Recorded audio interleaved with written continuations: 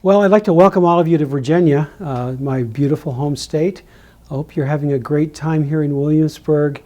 Mike Farris, one of the co-founders of the Convention of States Project, and I'm unfortunately unable to be here with you this weekend. And so I just wanted to give you my greetings and just remember a little bit of the rationale behind why we started the Convention of States Project. For myself, I've been deeply immersed in kind of two worlds for a very long time. The world of the Founding Fathers. I studied constitutional law. I had a lot of credits in undergraduate school in constitutional law and constitutional history, and then did some extra work on that subject in law school, and then practiced that area of law for a long time, and then taught constitutional law at Patrick Henry College for not quite 20 years, real close to 20 years. And in that process became more and more a believer that the structure that the Founding Fathers gave us is absolutely essential to our freedom. And that structure requires a real set of checks and balances. The principle of limited government is essential to liberty. Wherever you have big government, you have little liberty. And the bigger the government, the less liberty you have.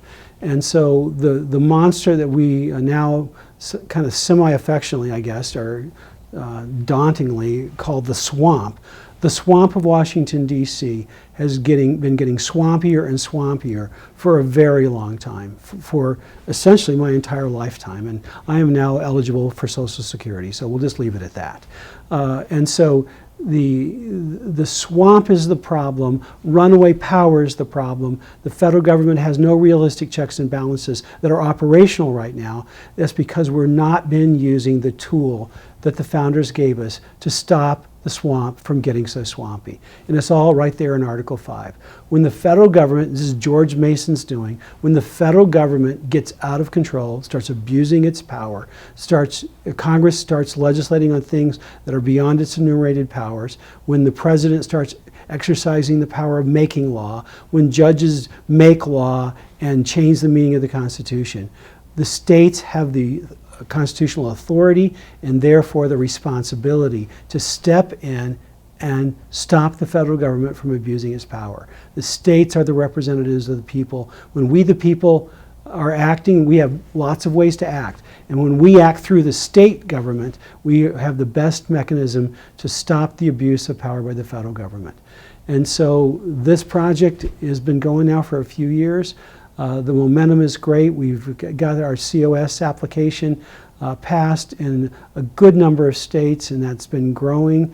And we need people who claim to be conservatives, who claim to believe in the limited government, to get on our side. And we're going to have to be persistent in that, because people will continue to, some people are deliberately trying to tell things they know aren't right, and others are genuinely confused because they've been told the lie so long that this will be a runaway convention that they've come to believe that.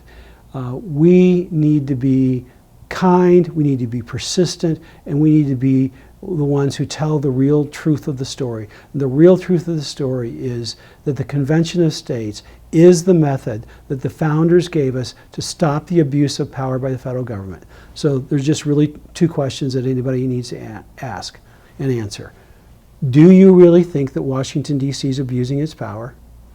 Okay, if you believe that, are you willing to use the constitutional instrument the founders gave us to stop the abuse of power? Those are the two relevant questions. And I know all of you here know the answers to those questions, believe the right answer to those two questions, and I just want to encourage you to spread the word to as many people as you can so that we can get this done and stop that abuse of power. God bless you in what you're doing. Thank you so much. I hope you all have a great weekend.